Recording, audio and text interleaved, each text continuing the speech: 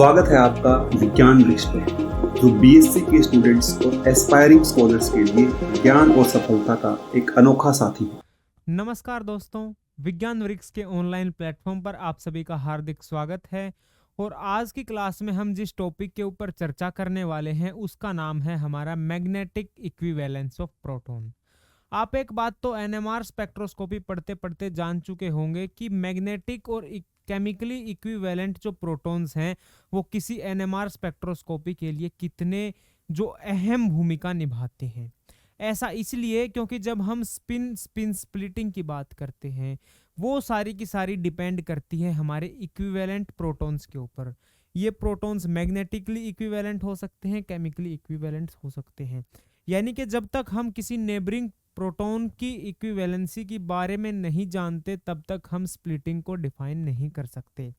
लेकिन कई बार हमारे पास कुछ ऐसे केसेस आते हैं जैसे कि अब कोई स्पेक्ट्रा आपको दिया गया है, उसमें अलग अलग सिग्नल दिए गए हैं, तो उन सिग्नल को देखकर हम ये बता सकते हैं कि उसके अंदर कितने टाइप के प्रोटॉन प्रेजेंट हैं। लेकिन एक सिग्नल की पीक्स को देखकर हम ये बता सकते हैं कि उसके नेबरिंग प्रोटॉन में कितने इक्विवेलेंट प्रोटॉन हैं। तो यहाँ से जो मैग्नेटिकली इक्विवेलेंट जो टर्म है हमारे लिए काफी इंपॉर्टेंट हो जाती है। लेकिन कई बार क्या होता है कि एनएमआर जो स्पेक्ट्रोमीटर है हमारा, उसके अंदर वो मैग्नेटिकली इक्विवेलेंट प्रोटॉन को डिटरमाइन नहीं कर पाता।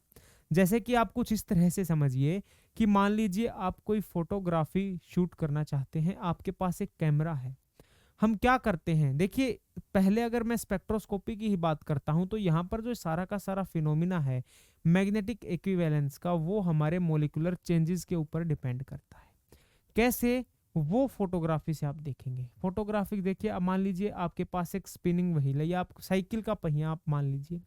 अब आप क्या करते हैं, अगर आप उसका फोटो खींचते हैं तो आप क्या करेंगे कि अगर वो व्हील जो है ना, आपका जो पहिया, वो काफी आराम आराम से बिल्कुल स्लो स्पीड से अगर वो घूमता है तो हर एक फोटो के अंदर जो है आप उसका हर एक एंगल डिटरमाइन कर सकते हैं, हर एक जो उसका मोशन है उसको आप देख सकते हैं।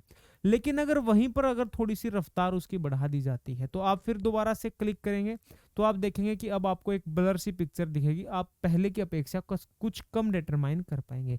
लेकिन वहीं अगर उसकी स्पीड को एकदम से बढ़ा दिया जाए, लगातार वो रोटेट करने लगे और आप उसका फोटो खींचेंगे तो आपको केवल एक सर्कल दिखाई देगा, उसके अलावा आप वहां पर कुछ भी डिटरमाइन नहीं कर पाएंगे।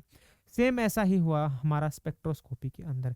जैसे मैं आपके सामने एक एग्जांपल के हिसाब से चलूंगा, आपके सामने एक एग्जांपल है इथाइल ब्रोमाइड का।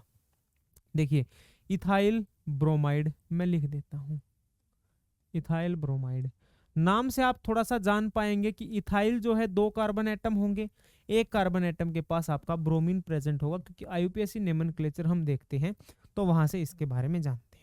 जो कुछ इंपॉर्टेंट टर्म्स है मैं एक बार उनको अंडरलाइन करते हुए चलता हूं। देखिए आपको क्या बताया गया है, आपको बताया गया है कि हम पीएमआर जो स्पेक्ट्रोस्कोपी है, प्रोटॉन मैग्नेट रेजोनेंस जो स्पेक्ट्रोस्कोपी है, उसको यूज कर सकते हैं इन मॉलिक्यूलर चेंजेस को निकालने के लिए। लेकिन if the molecular changes occur slowly, अगर वो आराम से होते हैं, सेम ऐसा ही केस इन एग्जांपल में है।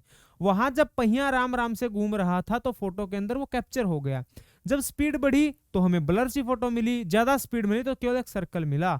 लेकिन अगर अब यहां पर ये मॉलिक्यूलर चेंजेस आराम आराम से हों तो हम उसको डिटेक्ट कर पाएंगे। लेकिन अगर थोड़ी सी और उनकी चेंजेस की स्पीड बढ़ जाएगी तो और डिटेक्ट कर पाना मुश्किल हो जाएगा।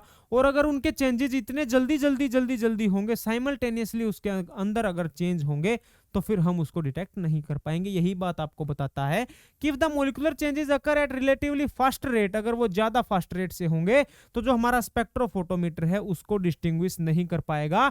यानी कि हम प्रोटॉन के एनवायरनमेंट की जो बात करते हैं, हम बात करते हैं कि एक प्रोटॉन का एनवायरनमेंट होती उसकी मैग्नेटिक और केमिकल इक्विवेलेंसी को बताता है, तो हम उसके एनवायरनमेंट के बारे में नहीं बता पाएंगे।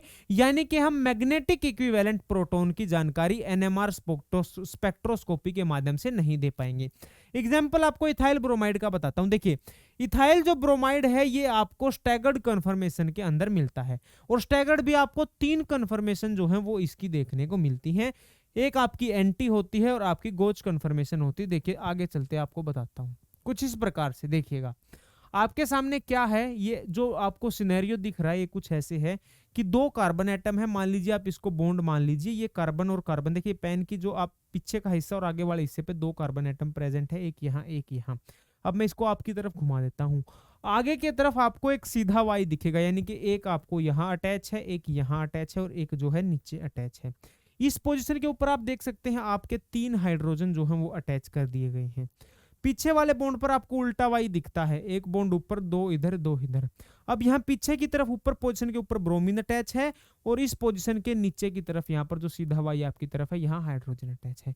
आगे की तरफ नीचे जो हाइड्रोजन अटैच है और पीछे की तरफ जो ब्रोमीन अटैच है, ब्रोमीन के रिस्पेक्ट में ये जो हाइड्रोजन जो मैंने ए से लिखा है ये हमारा क्या है, ये हमारा एंटी है, ये है एंटी। और ये किस रिस्पेक्ट में एंटी है, with respect to bromine, bromine के रिस्पेक्ट में हमारा जो ये हाइड्रोजन है ये एंटी है। वहीं पर अब दूसरे केस की बात करते हैं, दूसरे केस में हम कैसे देख सकते हैं। अब हमने क्या करा है दोस्तों, देखिए आपके सामने जो ये बॉन्ड था, अब सिंगल बॉन्ड है तो सिंगल बॉन्ड का रोटेशन हो सकता है, तो मैंने इसको रोटेट करा दिया। रोटेट ऐसे कराया, नीचे अब हाइड्रोजन एक था, यहां पर हाइड्रोजन बी था, यहां पर हाइड्रोजन सी था। अब मैं इसको रोटेट कुछ ऐसे कराता हूं कि जो ए वाला था ना, ये ए वाला घूम के इधर चला जाता है, यानी कि ये जो नीचे था अब वो ऐसे रोटेट कराया मैंने, इसको ऐसे रोटेट कराऊंगा तो ये वाला ऊपर आ जाएगा, ऊपर वाला यहाँ आ जाएगा और यहाँ वाला नीचे आ जाएगा। दूसरे केस में यहाँ देखिए जो बी ये ऊपर था इसको मैंने घुमाया, अब इस आगे वाले कार्बन पर जो तीनों एटम थे मैंने इसको घुमा दिया 120 डिग्री से, तो यहां पर क्या हुआ, ये कार्बन जो यहाँ बी था वो नीचे आ गया, बी यहाँ आ गया, ए यहाँ और सी यहाँ। दूसरा केस आप देख सकते हैं, ये जो फॉर्म होती है ये इसकी होती है गोच कन्फर्मेशन। कौन सी कन्फर्मेशन, इसको हम बोलते हैं गोच। तो यहां पर जब हम देखते हैं तो हम मानते हैं कि जो हमारी ये इंटेंसिटी होती है, देखिए क्योंकि इस रिस्पेक्ट में इस हाइड्रोजन की अगर हम बात करते हैं तो एक ही कंडीशन ऐसी होती है जहां पर ये एंटी मिलता है, बाकी जो दो कंडीशन है उसके अंदर ये देखिए गोच कन्फर्मेशन के अंदर मिलता है, यानी कि ब्रोमीन और हाइड्रोजन के बीच में यहाँ 60 डिग्री का एंगल है, यहाँ भी 60 डिग्री का एंगल है। तो जो इसकी इंटेंसिटी की बात करते हैं तो हम 2:1 इंटेंसिटी लेकर के चलते हैं। यहां सेम ऐसा कुछ आपको देखने को मिलेगा, आपको बताता है कि in each of this conformation one of this proton is oppose to bromine, ये ब्रोमीन के अपोजिट में है जिसको हम बोलते हैं एंटी, लेकिन दूसरे में ये गोच है, while the other two are gauche. आप यहां से इस बात में देख सकते हैं। और यहां पर क्या बात है कि ये तीनों की तीनों जो कन्फर्मेशन है वो इक्वली ऑक्यूपाइड हैं। काफी इंपॉर्टेंट लाइन है, यहां अंडरलाइन में कर देता हूं, आप देखिएगा कि because the 3 conformations are equally occupied, तीनों की तीनों कन्फर्मेशन इक्वली ऑक्यूपाइड हैं, तो we should detect PMR signal with relative intensity of 2:1। हमने अब पीएमआर सिग्नल को 2:1 की इंटेंसिटी में देखना चाहिए, क्योंकि इनकी दो है ये एक है, तो इंटेंसिटी कैसी होनी चाहिए, 2:1 की इंटेंसिटी होनी चाहिए। लेकिन वास्तव में मिलता कैसा है, वास्तव में दोस्तों हम देखते हैं कि जो 3 मिथाइल प्रोटॉन हैं प्रोड्यूस ओनली 1 पीएमआर सिग्नल, इन तीनों का हमें एक ही पीएमआर सिग्नल मिलता है। और वो क्यों मिलता है, क्योंकि हमारा जो स्पेक्ट्रोमीटर है, ये जो रोटेशन होता है, इन मोलिकुलर चेंजेस जो इसके अंदर आते हैं, इन मोलिकुलर चेंजेस को डिटेक्ट ही नहीं कर पाता है, वो गोच और एंटी कन्फर्मेशन के बीच में डिफरेंस का पता ही नहीं लगा पाता, और इस कारण अब मोलिकुलर चेंजेस का अगर पता नहीं चलेगा। देखिए अब अगर हाइड्रोजन के रिस्पेक्ट में बात करूं तो यहां तो ये HA वाला हाइड्रोजन एंटी है, 180 डिग्री का एंगल है, यहां 60 डिग्री का एंगल है।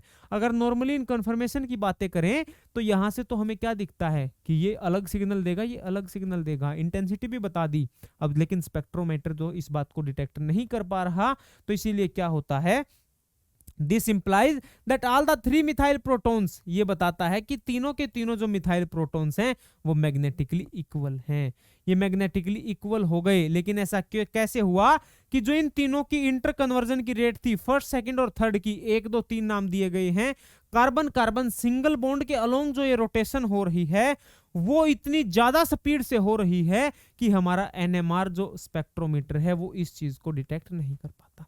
सेम ऐसा ही आप देख सकते हैं, आप साइक्लोहेक्सेन का केस देखिए, आपका क्या होता है, आप साइक्लोहेक्सेन के केस में देखेंगे C6H12 आपका फॉर्मूला होता है, एक साइक्लिंग रिंग, 6 मेंबर की साइक्लिंग रिंग, सिंपल सी रिंग। देखिए आगे चलते हैं, देखिए साइक्लोहेक्सेन के केस में क्या होता है, साइक्लोहेक्सेन होता कैसा है, साइक्लोहेक्सेन हमारा सिंपल एक 6 मेंबर की रिंग होती है जिसके पास में 12 हाइड्रोजन प्रेजेंट होते हैं। ये कुछ हर एक पोजीशन के ऊपर जो है हमें दो दो हाइड्रोजन हर एक कार्बन से अटैच हुए दिखाई देते हैं। लेकिन जब हम इसकी चेयर फॉर्म की बात करते हैं, तो चेयर फॉर्म की बात करेंगे तो यहां पर देखिए वैसे तो नॉर्मल केस में क्या है, सारे के सारे हम देखें कि इक्विवेलेंट हाइड्रोजन है। लेकिन जब हम क्या जानते हैं, बोट फॉर्म में भी एग्जिस्ट करता है, ट्विस्ट बोट भी होती है। चेयर फॉर्म की बात करते हैं तो चेयर फॉर्म के केस में देखते हैं तो 6 हाइड्रोजन हमारे क्या होते हैं, एक्सियल पोजीशन के ऊपर होते हैं, और 6 हाइड्रोजन हमारे इक्विटोरियल पोजीशन के ऊपर होते हैं। लेकिन ये इंटर कन्वर्जन इतना फास्ट होता है, इसकी जो रेट होती है इंटर कन्वर्जन की इतनी फास्ट होती है कि एनएमआर स्पेक्ट्रोमीटर है वो इसको डिटेक्ट नहीं कर पाता, और उसको जो है सारे के सारे हाइड्रोजन मैग्नेटिकली इक्विवेलेंट लगते हैं, जिस वजह से हमें एक स्पेक्ट्रा मिलता है, एक सिंगल पीक मिलती है 298 केल्विन जब टेम्परेचर होता है। यानी कि रूम टेम्परेचर की बात करते हैं तो हमें केवल ऐसा लगता है कि 12 के 12 जो हाइड्रोजन है वो एक ही सिंगल हमें सिग्नल देंगे, क्योंकि जो इसकी इंटर कन्वर्जन की रेट है वो इतनी फास्ट बताई गई है कि 10 की पावर 6 टाइम एक सेकंड में 10 की पावर 6 टाइम्स जो है inter conversion axial equatorial flipping होती रहती है। एक्सियल से इक्विटोरियल, इक्विटोरियल से एक्सियल, एक्सियल से इक्विटोरियल, ऐसे फ्लिप करते रहते हैं कि एनएमआर जो इंस्ट्रूमेंट है वो इसको डिटेक्ट ही नहीं कर पाता। इस वजह से हमें क्या मिलता है, देखिए ये आपको बताया गया 298 केल्विन के ऊपर, ये जो आपको दिखा कि एक सिग्नल हमें यहां से देखने को मिलेगा। लेकिन जब हम थोड़ा सा आगे चलते हैं, हम क्या करते हैं, मैंने आपको बताया कि यहां पर स्पीड इतनी ज्यादा है, यहां पर अब पहिया इतनी जल्दी से घूम रहा है कि हम फोटो कैप्चर करते हैं तो एक रिंग ही दिख रही है। लेकिन अब हम अगर इसकी स्पीड को घटा दें, अगर हम पहिए की स्पीड को घटा दें तो फोटो के अंदर जो है अलग हर एक एंगल की जानकारी ले पाएंगे। तो यहां अगर ये मॉलिक्यूलर चेंजेस जो हो रहे हैं, जो इंटर कन्वर्जन हो रहे हैं, अगर उसकी स्पीड को कम कर दें, और उसकी स्पीड कैसे कम हो सकती है, उसकी स्पीड को हम टेम्परेचर को कम करके कर सकते हैं। तो आगे देखिए, जब हम टेम्परेचर को कम करते हैं तो if we could slow down the rate of rotation, अगर हम रेट ऑफ रोटेशन को कम कर दें बाय कैसे, about single bond by lowering the temperature, temperature को कम करके, तो PMR spectrometer might be able to distinguish between the axial and equatorial protons या एक्सियल और इक्विटोरियल हाइड्रोजन्स। अगर हम रेट को, जो रोटेशन की रेट है कार्बन कार्बन सिंगल बॉन्ड की, अगर उसको रेट को जो है कम कर दें, हम टेम्परेचर को घटा दें, तो फिर हमारा जो इंस्ट्रूमेंट है वो इंस्ट्रूमेंट इसको डिटेक्ट कर पाएगा कि 6 हाइड्रोजन तो हैं हमारे क्या हैं, इक्विटोरियल हैं, और 6 हाइड्रोजन हमारे एक्सियल हैं। तो हम क्या करने का प्रयास करते हैं दोस्तों, हम इसको कूल करने का प्रयास करते हैं। मैंने आपको क्या बताया, 298 केल्विन टेम्परेचर के ऊपर जब हमने इसका स्पेक्ट्रा देखा तो एक सिंगल शार्प पीक हमें दिखी। लेकिन जब हमने टेम्परेचर थोड़ा सा घटाया, हम 250 केल्विन पर आए, तो उस केस में हमें एक ब्रॉड पीक मिली। हमें क्या मिला, एक ब्रॉड पीक मिली। टेम्परेचर को जब हमने और नीचे लाए, हम 213 केल्विन के ऊपर आए, हमने जो रेट ऑफ रिएक्शन है उसको थोड़ा सा कम किया, रेट ऑफ रोटेशन को कम किया, तो अब जो एक पीक है वो 2 के अंदर स्प्लिट होती हुई दिखाई दी। थोड़ा सा और नीचे चले, 200 केल्विन के ऊपर चले, 173 केल्विन के ऊपर आए, फिर तो ये एक जो थी वो 2 शार्प पीक के अंदर स्प्लिट हो गई, जो 1.7 डेल्टा के ऊपर एक्सियल और 1.2 के ऊपर एक्सियल और इक्विटोरियल की अलग अलग पीक हमें देखने को मिली। लेकिन ऐसा कैसे संभव हो पाया, जब हमने टेम्परेचर को कम कर दिया तो जो रेट ऑफ रोटेशन थी कार्बन कार्बन सिंगल बॉन्ड के अलोंग, वो रेट ऑफ रोटेशन कम हो गई, या मैं बोलूं हमारा जो एक्सियल इक्विटोरियल के बीच में जो फ्लिपिंग हो रही थी उसकी स्पीड कम हो गई, और अब एनएमआर इंस्ट्रूमेंट इन सारी चीजों को डिटेक्ट कर पाया। तो बताइए क्या बताते हैं कि the single sharp peak visible at normal temperature broadens, वो ब्रॉड होने लगती है, एंड देन टेंड्स टू, और क्या टेंड्स करती है, then tends to split at 200 kelvin, 200 kelvin पर तो स्प्लिट हो जाती है। और उसके बाद दोस्तों, उसके बाद देखिए वो क्या बताता है कि it split into 2 sharp peak, one due to axial proton, एक तो एक्सियल प्रोटॉन की वजह से जो आपको मिलती है 1.2 पर,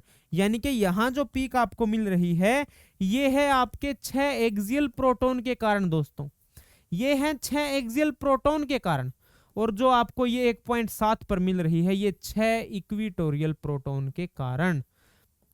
आप देखते हैं ना यहां पर मैंने रिंग की 2 कन्फर्मेशन बताई थी, 2 देखिए, ये आपको जो है ना जो चेयर फॉर्म है, चेयर फॉर्म के अंदर देखिए यहां पर आपको ये कैसी होती है, ये कुछ ऐसी होती है कि मान लीजिए यहाँ पर आपके पास नीचे है, फिर यहाँ 2 कार्बन ऊपर, फिर 2 कार्बन नीचे, फिर ऐसे नीचे 1, जैसे कि यहाँ से चले, यहाँ चले, फिर 2 कार्बन ऊपर, फिर नीचे आए, 2 कार्बन नीचे, फिर 1 कार्बन ऊपर, एक ऐसे रिंग होती है।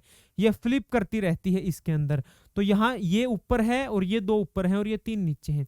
तो इसका एक्सियल नीचे होता है, इनके एक्सियल ऊपर, इनका एक्सियल नीचे, 6 एक्सियल 6 इक्वेटोरियल। अब ये इनकी रेट जो थी ना वो कम कर दी। यहाँ मैं आपको बता रहा हूं क्या होने लगा, this process of broadening of signal at decreasing temperature and their ultimate splitting into separate peaks, वो अलग अलग सेपरेट पीक में टूट जाती हैं। तो ये हम इसको कैसे यूज कर सकते हैं, हम इसको यूज कर सकते हैं एस्टिमेट करने में ई एक्ट, यानी कि जो सिंगल सिंगल बॉन्ड हैं उनकी जो रोटेशन की एनर्जी है उसको कैलकुलेट करने में हम इस चीज को यूज कर सकते हैं। और यहां से हम पता भी कर पाए हैं कि कार्बन कार्बन सिंगल बॉन्ड के अलग जो रोटेशन है उसमें जो 46 किलो जूल पर मोल का जो एनर्जी बैरियर है वो कैलकुलेट करा गया साइक्लोहेक्सेन के केस में दोस्तों। यानी कि इस मेथड से हम साइक्लोहेक्सेन का कार्बन कार्बन सिंगल बॉन्ड का जो रोटेशन है उसकी एनर्जी को भी कैलकुलेट कर पाए, और साथ ही साथ कम टेम्परेचर के ऊपर जब ये हमने कराया प्रोसेस सारा का सारा, तो जो हमारा एनएमआर जो इंस्ट्रूमेंट था उसने डिटेक्ट कर लिया कि भाई मैग्नेटिकली जो इक्विवेलेंट प्रोटॉन जिसे 12 माने रहे थे वो 12 नहीं बल्कि 6 एक्सियल हैं, 6 इक्वेटोरियल हैं, और फिर अलग अलग पोजीशन के ऊपर उनकी पीक दिखाई। एनएमआर इंस्ट्रूमेंट के अंदर मैग्नेटिकली इक्विवेलेंस का एक काफी इंपॉर्टेंट रोल रहता है। यही वो पॉइंट होता है जिसकी मदद से हम सिग्नल की स्प्लिटिंग सिग्नल के बारे में जान पाते हैं। तो ये सारी की सारी जो मैग्नेटिकली इक्विवेलेंट्स की बात थी वो हमने जान ली है।